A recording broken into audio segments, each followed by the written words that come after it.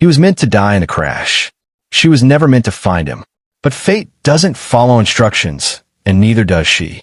Now, their lives are bound by fire, betrayal, and a truth too dangerous to stay buried. The night was a blur of motion and noise, the kind of night when a road feels endless and the air carries that heavy silence before something goes wrong. Riley Grant had been driving home after another late shift at the office, her mind half drifting between exhaustion and caffeine. Her headlights stretched ahead into the dark ribbon of the highway, slicing through the mist that hovered low over the asphalt. She reached over to change the radio station when a flash of movement caught her eye. A black luxury sedan weaving violently across lanes, headlights jerking like a drunk firefly. Riley's heart skipped. "What the hell?" she whispered, her hands tightening on the wheel. In a split second, the sedan swerved hard to the right. Tires screamed. Metal shrieked. Then, silence, before the car launched off the guardrail, flipping midair like a tossed coin before disappearing down the embankment. Riley slammed her brakes, the sound echoing through the empty highway. For half a second, everything was still. Then a bloom of fire erupted below, orange flames curling up into the night. Most people would call 911 and wait. But Riley Grant was not most people. She threw her car into park, hazards flashing red against the darkness, and ran.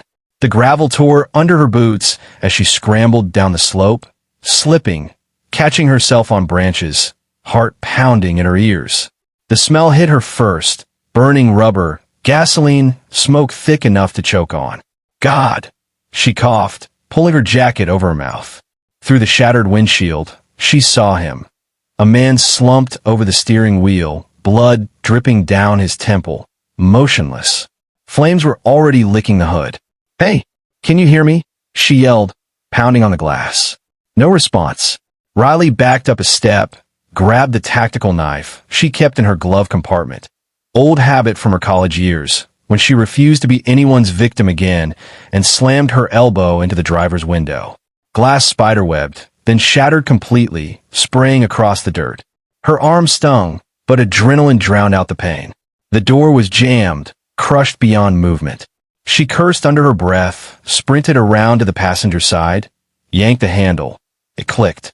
Thank God. She crawled in, smoke burning her lungs. The man's chest rose faintly. Alive. Barely. She saw a flash of a tailor navy suit, now torn and singed. His watch, a silver Omega, glinted weakly in the firelight.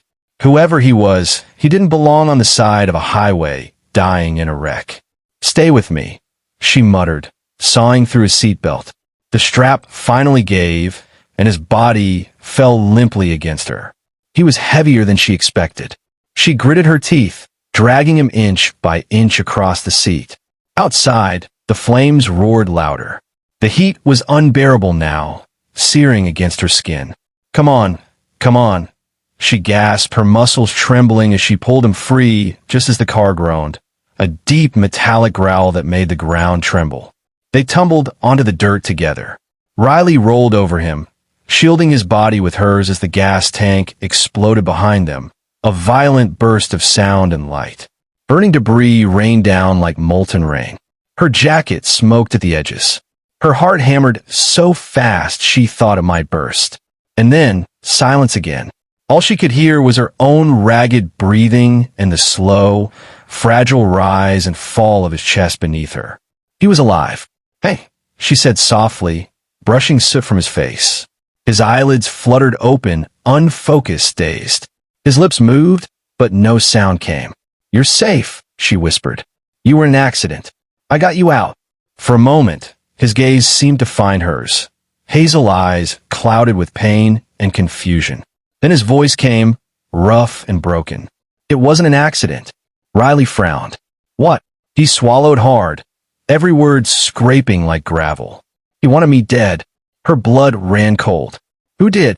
But his eyes rolled back, and his body went slack in her arms. Sirens began to wail in the distance, thin at first, then louder, closer. Blue and red lights flashed above the embankment as paramedics rushed down. Riley could barely stand, adrenaline fading into shaking exhaustion. A paramedic touched her shoulder. "Ma'am, are you hurt?" She looked down, cuts on her forearms, smoke burns on her jacket, but she hardly felt any of it. Her gaze stayed locked on the unconscious man being lifted onto a stretcher. His face, streaked with blood and ash, looked strangely familiar, someone she'd seen in business headlines or tech magazines. The name hit her as they called it out. Male, mid-30s, Adrian Cole. Adrian Cole, the billionaire founder of Cole Dynamics, the company behind half the financial world software. Riley stood frozen as the ambulance doors slammed shut. She just saved one of the richest men in America from a fiery death. But his words echoed in her mind like a ghost she couldn't shake. It wasn't an accident. He wanted me dead. And deep down, Riley knew this night wasn't over. It was only the beginning. The hospital smelled like disinfectant and exhaustion. That sharp, sterile scent that clings to your clothes and won't wash off. Riley Grant walked through the automatic doors of St. Mary's Medical Center, still wearing the smoke-stained jacket from last night. Her knuckles were scraped, her muscles ached, but her mind hadn't stopped replaying the same words. It wasn't an accident. He wanted me dead. She told herself she just came to check if he was okay. Nothing more. But the truth was, something about the man she'd pulled from the wreck wouldn't let her sleep. At the reception desk, a tired nurse glanced up. "Can I help you?" "Yes," Riley said, brushing hair out of her face. "There was a car crash on Highway 37 last night. I was the one who pulled the driver out. I just wanted to see how he's doing." The nurse's eyes softened. "You must be the Good Samaritan the paramedics mentioned. He's in room 412. They said you saved his life." Riley blinked. Good Samaritan. She'd been called worse. Room 412 was halfway down the hall, quiet except for the steady beep of a heart monitor. Adrian Cole looked nothing like the man she'd dragged out of twisted metal. Clean hospital sheets replaced the fire and chaos, but the cuts on his forehead and the bandage across his arm made him look fragile, human in a way billionaires usually aren't. His eyes flickered open when she stepped inside. For a moment, confusion, then recognition. "You," he murmured. "You're the woman from the crash." "Riley," she said softly. "Riley Grant." He gave a weak smile. "You saved my life. I was in the right place at the right time." "Right place," he said, chuckling faintly. "Wrong time for me." She pulled a chair closer. "Do you remember what happened?" Adrian's expression changed, the easy humor slipping away, replaced by something darker. His voice was hoarse. "I remember everything. The steering went dead. Brakes wouldn't respond. And then fire." He paused, looking at her, as if deciding whether to continue. "It wasn't a malfunction. Someone tampered with the car." Riley frowned. "That's a big accusation." "You sure?" "I don't make guesses, Ms. Grant. My company designs systems to prevent failures. I know when something's been engineered to fail." He leaned back against the pillows, his gaze distant. "Before the accident, I found discrepancies in our company's finances. Millions missing. Payments to vendors that don't exist. Invoices signed under my name that I never approved. While I confronted my partner, Lucas Vega, things got tense." Riley's stomach tightened. Lucas Vega. The name was familiar. She'd read about him. Smooth, camera-ready co-founder of Cole Dynamics, the charmer behind the brand. The kind of man who made investors swoon and competitors shake hands they'd later regret. "You think he did it?" she asked. Adrian hesitated, then nodded. "I think he's capable of it. And if I'm right, the car crash wasn't coincidence. It was a message to stay quiet." Silence settled between them. The steady beep of the monitor filled the room like a ticking clock. Riley's logical mind told her to stay out of it. This wasn't her fight. She'd done her good deed. She should walk away, go home, and let the police handle it. But the other side of her, the one that thrived on puzzles, the one that hunted patterns in chaos, couldn't ignore the spark of curiosity. "What kind of discrepancies?" she asked finally. He turned to her, surprised. "You sound like someone who knows what to look for." "I'm a forensic data analyst," she said. "I deal with financial investigations, fraud, embezzlement, the fun stuff." A flicker of hope crossed his face. "Then you understand why I can't trust anyone in my company." Lucas controls the finance team. He has allies on the board. If I'm wrong, I ruin everything. If I'm right, and I stay silent, I could end up dead. Riley exhaled slowly. You want proof? I want the truth, he said. Then, after a beat, and I think you can help me find it. She shook her head. I just pull people out of burning cars now, apparently. I'm not. He interrupted, his voice low, steady. You saved my life once. Now I need you to save everything I've built. The weight of his words lingered. She studied him. The bruises, the stitches, the exhaustion hiding behind his controlled expression. There was fear in his eyes, yes, but also something else.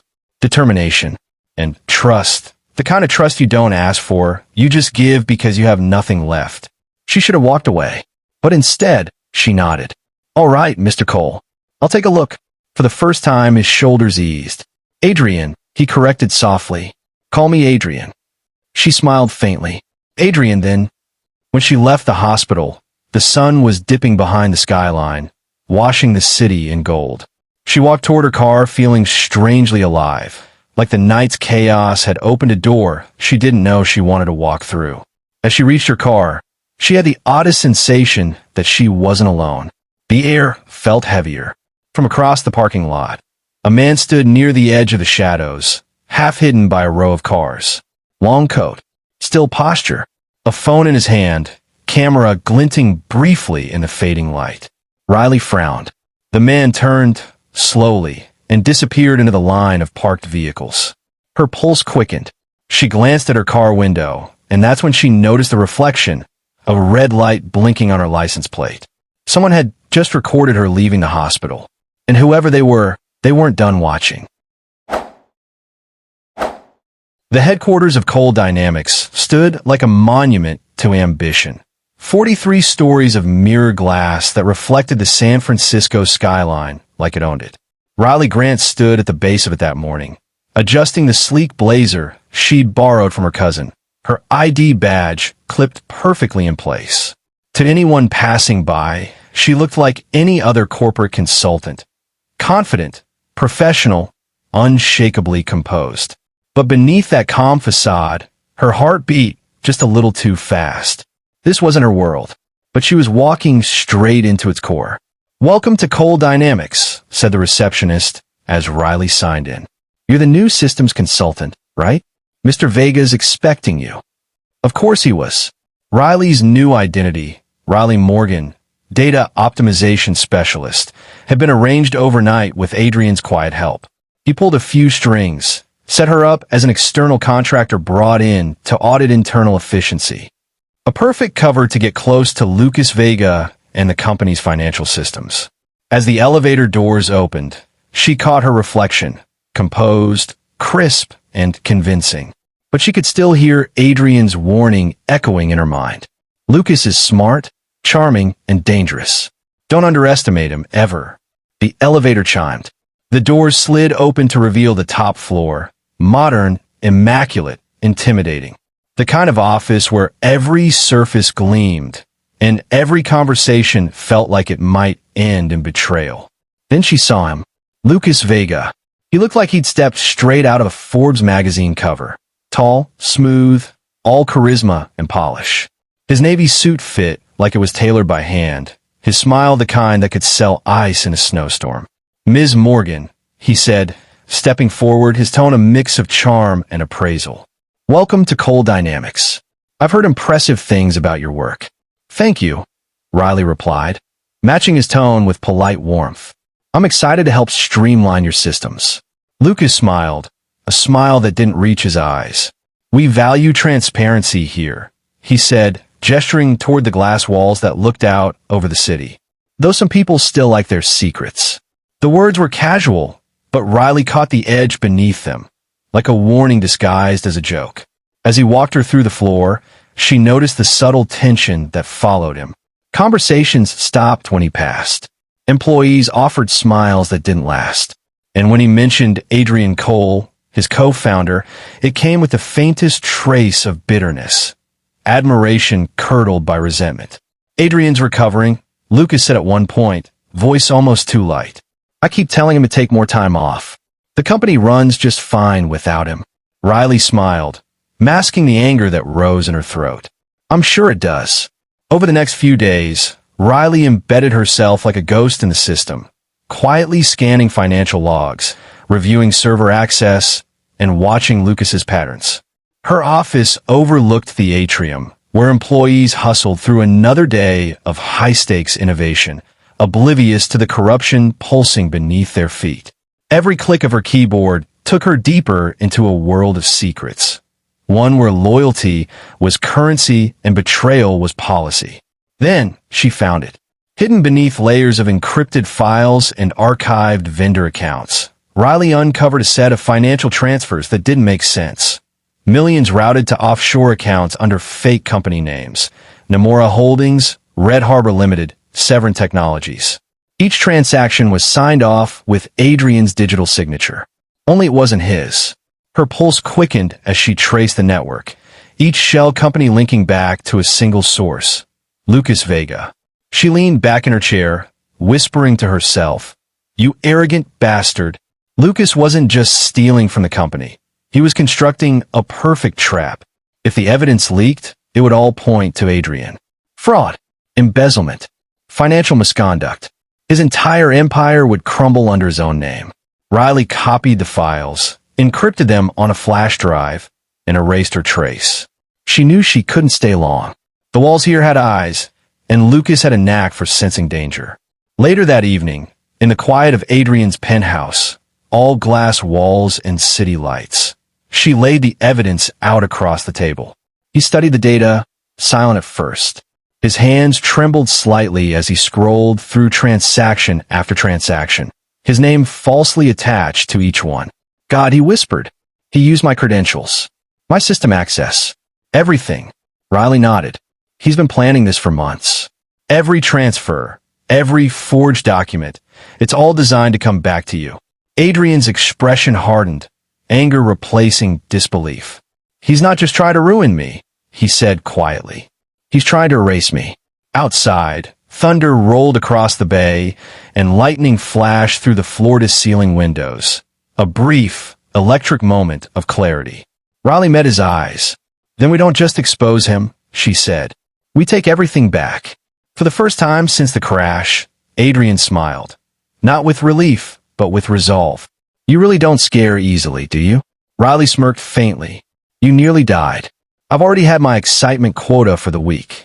As she packed up her laptop, Adrian watched her, that same look in his eyes from the hospital, somewhere between gratitude and fascination. He didn't say it out loud, but they both knew this partnership wasn't just business anymore. It was survival. And somewhere high above the city, behind the mirrored windows of his corner office, Lucas Vega poured himself a glass of whiskey, staring down at the glowing skyline. He smiled to himself, that cold, calculated smile that came just before the kill. Welcome to my world, Riley, he muttered. Let's see how long you last. The morning air around Coal Dynamics hummed with nervous energy, the kind that lingers when something beneath the surface is about to snap. Glass walls gleamed under fluorescent lights, executives whispered in corners, and rumors moved faster than emails. Everyone felt it, though no one dared to say it aloud. Riley noticed it the moment she walked in. Heads turned slightly as she passed. Glances exchanged, conversations paused. Something was off. She'd barely sat down at her desk when she saw Sienna Reyes, Adrian's personal assistant, walking down the hall. Riley had met her briefly once before.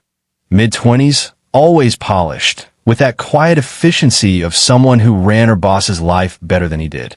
But now Sienna looked different, pale, tense, her mascara smudged as if she hadn't slept.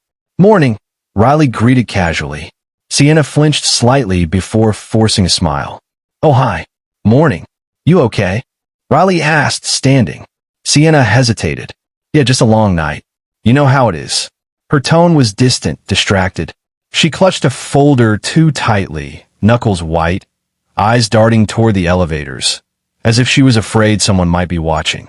Riley's instincts pricked. You sure you're all right? Sienna gave a small, strained laugh. You must think I'm losing it. She stopped, eyes glassy. When Mr. Cole's car crashed. I thought he was dead. I worked for him for 5 years. He treated me like family. Riley softened. You visited him in the hospital, right? Sienna nodded slowly. Yes. Lucas drove me. He said I needed closure. But now, her voice trailed off. Now what? Riley pressed gently. Sienna's gaze flicked toward the glass office at the end of the corridor, Lucas Vega's office. The blinds were drawn, but his silhouette moved behind them, deliberate and calm. Now I think I said too much, Sienna whispered, then forced another smile that didn't reach her eyes. Sorry, I should get back to work. She hurried off, leaving Riley standing there, watching her disappear into the elevator. Something about that conversation sat wrong. Sienna wasn't just scared, she was controlled. That afternoon, Riley buried herself in data again, scanning servers, analyzing emails, and searching for anything Lucas didn't want found. Hours slipped by, the hum of computers her only soundtrack. Then, deep in an archive directory labeled Finance 2019, redundant, she found it, a cluster of deleted messages that shouldn't have existed. She restored them. Sender, l.vega@colddynamics.com. Recipient, r.show@encryptedmail.net. Her pulse quickened as she opened the first one. Timeline accelerated. Proceed with Phase 2. Remove remaining liabilities before the audit. The next one, Adrian's suspects. If he acts before we sell, eliminate exposure. And another, dated 3 days before the crash. He won't survive this. Make sure of it. Riley stared at the screen, her throat dry. Cho. Who was that? A partner? A hitman? The name meant nothing, but the tone, the timing, it was too precise. Before she could dig further, her phone buzzed. A text from Adrian. Emergency. Lucas called a board meeting. You need to be here. Now. Riley grabbed her coat and sprinted toward the elevator. The boardroom on the 38th floor was all glass and tension. 12 executives sat around the long table, eyes darting between Adrian and Lucas, who stood at opposite ends like opposing generals. Lucas looked calm, dangerously calm, as he clicked through slides projected on the wall. Numbers, charts, graphs, all fabricated to tell one story. As you can see, he said smoothly, we've uncovered a pattern of financial irregularities connected to Adrian's direct authorization. Millions redirected to unauthorized accounts. The company's integrity is at risk. Murmurs rippled through the room. Adrian's jaw tightened. That's a lie, Lucas. And you know it. Lucas smiled. The data speaks for itself. Riley slipped in quietly, standing at the back. Her heart pounded as she watched Adrian try to defend himself. But Lucas's presentation was airtight. Manufactured documents, forged digital signatures, manipulated logs. Then Lucas dropped the final bombshell. To protect shareholder value, I propose we finalize acquisition talks with the Everline Group immediately. They've offered full debt absorption and leadership restructuring. The room erupted. Board members exchanged stunned glances. Adrian slammed his hand on the table. You're selling us out. Lucas didn't flinch. I'm saving us from you. Riley felt the blood drain from her face. This wasn't just about power. This was a full-blown takeover. Everline Group wasn't just a company. It was a conglomerate known for swallowing firms whole, often through shadowy partnerships and offshore fronts. She texted Adrian under the table. Lucas isn't acting alone. I found emails. He's working with someone named Cho. And there's mention of eliminating liabilities. He glanced at his phone, eyes widening. But before either could speak, Lucas adjourned the meeting with a smile that could slice glass. Gentlemen, we'll reconvene next week for the vote. And Adrian, take care of yourself. You've been under a lot of stress. The words dripped with venom. That night, the city slept, but Riley didn't. She went home to her small apartment, the one place she thought was safe, and locked the door behind her. The air felt off too still. Her gut told her something was wrong. She placed her laptop on the desk and powered it on. Nothing. Black screen. She tried again. Still nothing. Then she noticed the faint scratch marks around her lock. Subtle. Almost invisible. Her breath caught. She opened the drawer where she kept her backup drives. Empty. Every flash drive. Every hard copy. Gone. Her files had been stolen. And when she turned, Her stomach dropped. The window was open just a few inches. The curtains swayed gently in the cold night air. Somewhere out there, someone was watching. And this time, they weren't just after Adrian. They were coming for her too. Rain streaked down the glass windows of Adrian's penthouse, the city lights blurring behind it like melting gold. Riley sat cross-legged on the couch, her laptop open, code flickering across the screen. The storm outside mirrored the chaos inside her head. Across the room, Adrian paced, one hand pressed against his temple. They wiped your system, they raided your apartment, and now Lucas is walking free like nothing happened. We're running out of time. Riley didn't look up. We're not out of time, she said, voice steady. We just need help. Help! He turned to her, eyes hard. Who could possibly help us now? She hesitated before replying. Marcus Hill. Adrian froze. The IT director? Yeah, he's clean. I checked his records. He's worked for the company since its launch. No offshore payments, no secret bonuses, no ties to Lucas.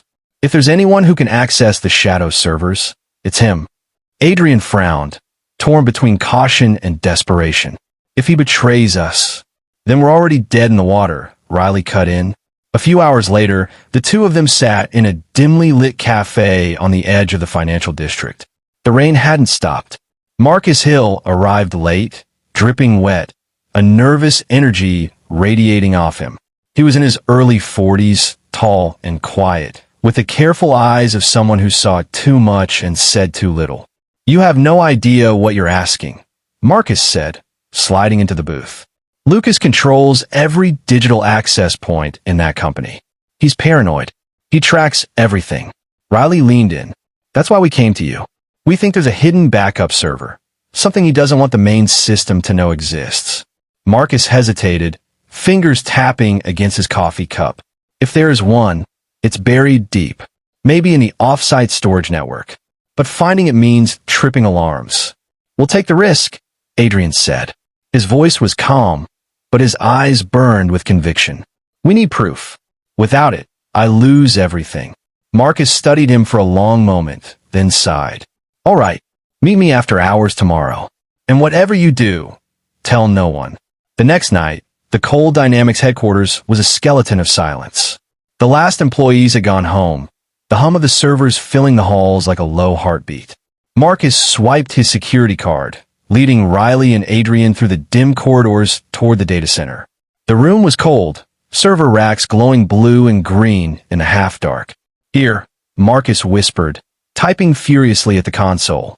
If Lucas built a hidden database, it'll be piggybacked on a secondary node. Something disguised as a maintenance log or diagnostic stream. Riley joined him, fingers flying over the keyboard beside his. Cross-reference his activity history with Everline's data pings, she said. If he's been syncing offshore, we'll see it. Lines of code streamed by. For several tense minutes, nothing happened. Then, a flicker. A hidden IP address blinked on the screen. Marcus exhaled. There it is. Riley clicked in. The files opened, thousands of them. Financial statements, offshore transactions, wire transfers, all tied to fake shell companies. The digital paper trail pointed to one name at the top of every transaction chain, Veronica Crane. Riley's heart skipped. The CEO of Everline Group, she whispered. It's her. Adrian leaned closer, reading through the logs. Lucas didn't just steal. He partnered with her. They planned this together. Sell the company, launder the money, and make me the fall guy. Marcus frowned. If this is real, it's not just theft. It's criminal conspiracy on a global scale. Riley backed up the data onto an encrypted drive. Then let's end it. The next morning, Lucas Vega made his move. He called an emergency board meeting at 9 a.m., the kind where everyone wore tension instead of ties. Riley and Adrian arrived separately, pretending not to know each other. Inside, Lucas stood at the head of the table, calm, polished, and smiling like a man already victorious. Ladies and gentlemen, he began smoothly, I regret to inform you that evidence of financial misconduct has been found, directly implicating Adrian Cole. Gasps rippled through the room. Adrian's jaw clenched. Lucas continued, unfazed. We have verified transfers from company accounts to private offshore holdings, all under his authorization. As co-founder, I'm requesting an immediate suspension of his executive privileges and an audit to protect our investors." Riley watched from the back, fury building in her chest. She waited until he said it. Coal Dynamics deserves transparency, not deception. That's when she stepped forward. "Transparency," she said loudly, her voice slicing through the room. Every head turned. Lucas blinked. "Excuse me." She strode to the front, plugged her laptop into the projector, and hit play. The screens came alive with data, real data. The hidden logs, the deleted emails, the offshore transfers, the encrypted communications between Lucas Vega and Veronica Crane. Move the timeline up. He won't survive this. Ensure the sale before the audit. Each line hit like a hammer. The boardroom fell silent. Riley turned to the crowd. "These aren't Adrian's accounts. They're Lucas's. Every forged signature, every missing dollar, it all traces back to him and Everline Group." Lucas's charm cracked. His jaw tightened, his composure slipping for the first time. Adrian rose from his seat, his voice cold. "You set me up. You tried to kill me." Lucas slammed his hand on the table, shouting, "You think you've won?" His face twisted, rage and panic warring in his expression. "You don't get it, do you? This goes way higher than me." He snatched his briefcase and stormed out, shoving past security. As he reached the door, he turned, eyes burning. "You were supposed to die in that car, Adrian." The room froze. Then he was gone, leaving behind the echo of those words, and a chilling realization that the fight was far from over. The air inside the precinct was thick with the smell of stale coffee and tension. Detective Isabella Santos stood by the window, her hands resting on her hips, her dark eyes sharp and unblinking. She'd seen it all. Crooked CEOs, billion-dollar cover-ups, bodies buried in boardrooms. But something about this case crawled under her skin. Across from her sat Riley Grant and Adrian Cole, side by side but miles apart in thought. Riley's fingers drummed against the table, restless. Adrian looked pale, exhausted, like a man who had just realized the empire he built was now a war zone. Detective Santos finally spoke. "You've stirred up a hornet's nest," she said flatly. "Lucas Vega's name is all over the financial evidence you provided, but if what you're saying about Veronica Crane is true, this goes way beyond one company." Riley leaned forward. "Then stop him before he disappears. He's dangerous, detective. He's already tried to kill Adrian once." Santos met her gaze. "And he'll try again. Lucas won't go down quietly. And the people he's working for—" She shook her head slowly. "They're not the type that forgive exposure." A silence fell. The only sound was the hum of the city outside. Adrian's jaw tightened. "So what we do? Wait until they try again?" "Not exactly," Santos said. "We've got surveillance on Lucas's known associates. Financial Crime Division is tracing the offshore accounts. But until we have a warrant for Crane, you both need to stay out of sight." Riley gave a humorless laugh. "You're asking the wrong woman to hide." Santos smirked faintly. "Then at least don't die." That night, Riley sat in her apartment, staring at the phone on her coffee table. It had been ringing all evening, no number, no voice. Just silence on the other end. The first time, she thought it was a prank. The second, coincidence. But by the fourth call, she knew better. On the fifth, she finally answered. "Who is this?" "Nothing." Then a slow exhale, almost like a whisper. "You should have stayed out of it, Miss Grant." The line went dead. Riley's heart pounded. She checked her locks, peered through the window. The street below was empty, too empty.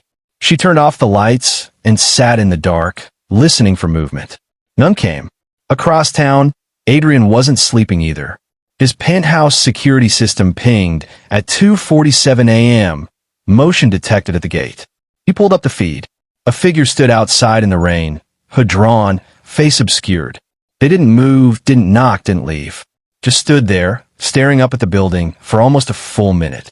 Then gone. He replayed the footage 3 times, then picked up his phone and called Riley. "Someone is outside," he said, voice tight. They knew where to look. "Same here," she whispered. "They're watching us." Neither spoke for a long moment. Then Adrian said what they were both thinking. Lucas. The next morning brought worse news. Sienna Reyes, Adrian's assistant, hadn't shown up for work. No calls. No messages. Her apartment? Ransacked. Drawers overturned, papers shredded, blood on the doorframe. Detective Santos arrived within the hour, surveying the scene with practiced calm. This wasn't random, she said. Someone wanted something from her. Or from you. Adrian swallowed hard. She knew too much. She saw the files before Lucas deleted them. Riley's stomach turned. They took her. Santos didn't disagree. As they stood outside the apartment building, rain drizzling down, Adrian's phone buzzed with a new text. No sender ID. Just one message. Meet me at the old warehouse on Harbor Street. Come alone, or she dies. A picture followed. Sienna, bound and gagged, fear in her eyes. Adrian's face drained of color. God, no. Riley read the text over his shoulder, fury rising. You're not going alone. That's exactly what they want, he argued. If I take anyone, then they'll kill her anyway, Riley snapped. You go alone, you die. That's how this works. We do it together, or we don't do it all. Before he could protest, Detective Santos stepped forward, snatching the phone. You're both going, she said. But you're not going alone. That evening, the sky over the bay was bruised purple and black as unmarked SUVs rolled quietly into position around the old Harbor Street warehouse.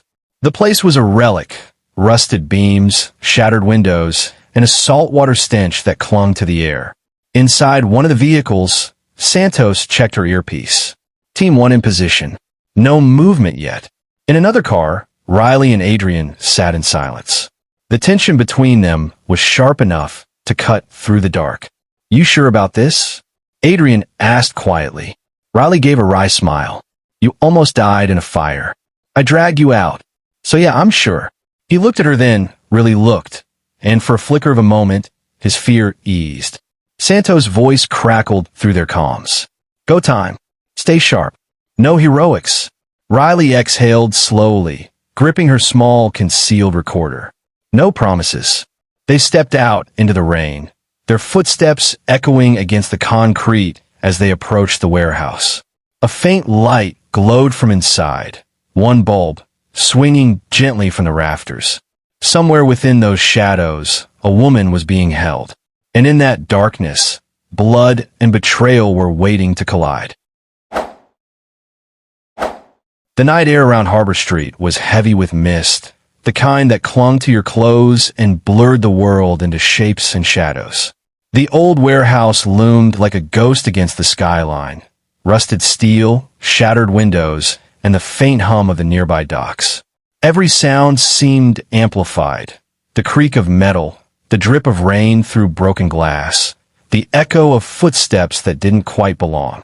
Riley and Adrian moved cautiously through the front entrance, flashlights cutting narrow beams through the darkness. The single light hanging from the ceiling swung lazily, painting long, haunting shadows across the walls.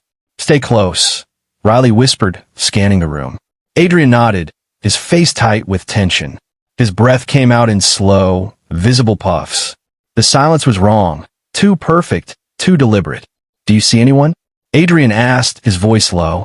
No, Riley murmured. But we're not alone.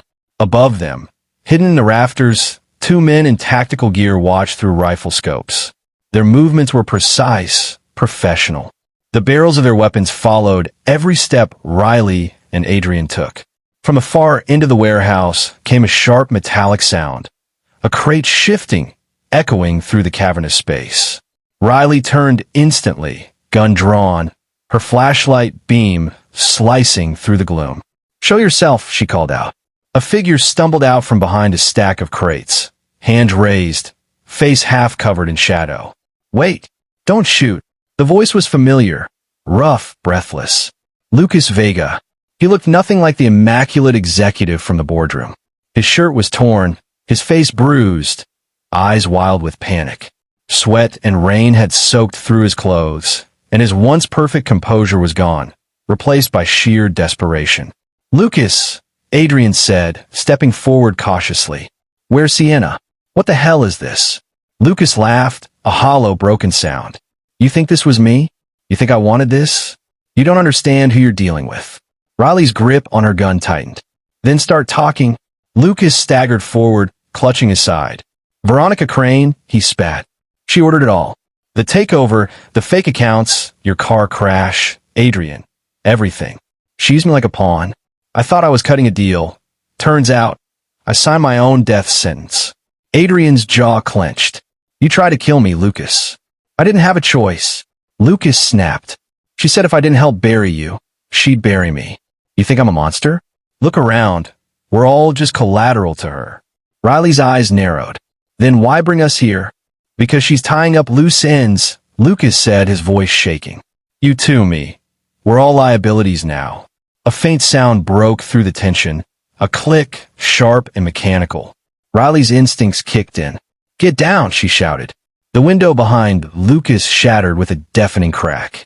A single sniper bullet tore through the air, slamming into his chest. The impact spun him backward, blood blooming across his shirt. For a split second, the world froze. Then chaos erupted. Gunfire rained from above, bullets pinging off steel beams and concrete. Riley grabbed Adrian, pulling him behind a row of metal crates as sparks flew overhead. The echo of gunshots filled the warehouse, deafening, relentless. Police, a voice bellowed outside. Red and blue lights flashed through the shattered windows as Detective Santos' team stormed the perimeter, shouting orders. Riley ducked as another bullet ripped through the crate beside her. They're everywhere, she shouted over the noise.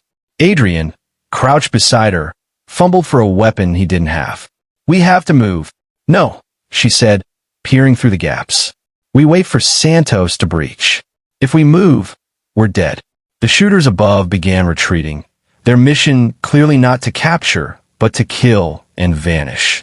Within minutes, the chaos began to fade, replaced by the echo of footsteps and shouted commands from the incoming police. Riley crawled forward through the debris toward Lucas, who lay bleeding near the center of the warehouse floor.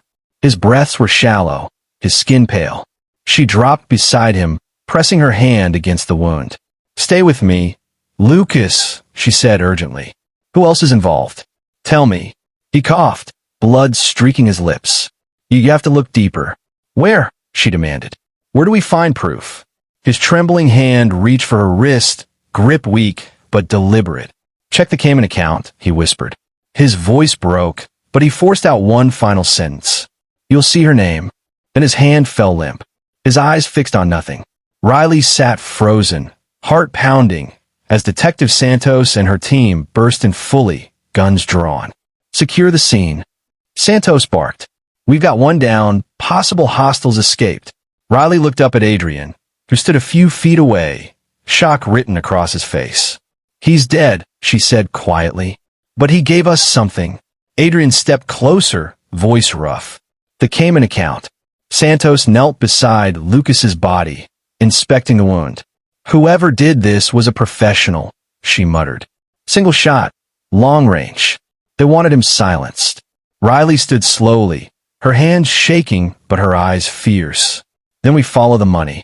If Veronica Crane really pulled the strings, her name's going to be right there waiting for us. Outside, thunder rumbled across the bay, and the faint wail of sirens faded into the distance. The trap had been set, but the real enemy was still out there, watching, waiting, and ready to strike again.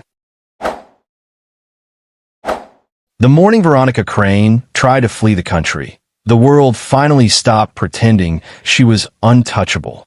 The private airstrip outside Los Angeles shimmered under the rising sun, its tarmac still wet from last night's storm. A sleek silver jet waited at the edge of the runway, engines humming, ready to whisk her away to somewhere with no extradition laws and a very quiet view. Veronica stepped from her black town car with the same composure she wore in boardrooms. Immaculate, unreadable, every inch the billionaire queen. Her assistant trailed behind, clutching a designer briefcase that held the last fragments of her empire. Hard drives, offshore banking codes, and a passport under a different name. But as she approached the steps of the jet, a low hum filled the air. a helicopter's blades cutting through the morning sky. Veronica froze. The wind whipped her hair as the aircraft descended, sending dust swirling across the runway. Before she could move, black SUVs rolled in from both sides, tires screeching, lights flashing. Veronica Crane, a voice boomed through a megaphone. Step away from the plane. From the lead SUV, Detective Isabella Santos emerged, badge in one hand, firearm holstered but ready. Her expression was all business. Veronica didn't flinch. She simply sighed, slipped off her sunglasses, and gave a faint, sardonic smile. "I was wondering when you'd catch up," she said. Santos nodded. "You should have stayed in your tower." "Empires don't crumble quietly, Detective," Veronica replied coolly. "Someone always has to fall." As the officers moved in, Veronica turned once more toward the sky, as if memorizing her last moment of freedom, before the handcuffs clicked around her wrists. Hours later, the footage was all over the news. Billionaire CEO Veronica Crane arrested in massive fraud and murder conspiracy. Cable anchors called it the corporate scandal of the decade. At Coal Dynamics, employees crowded around TV screens, watching in stunned silence.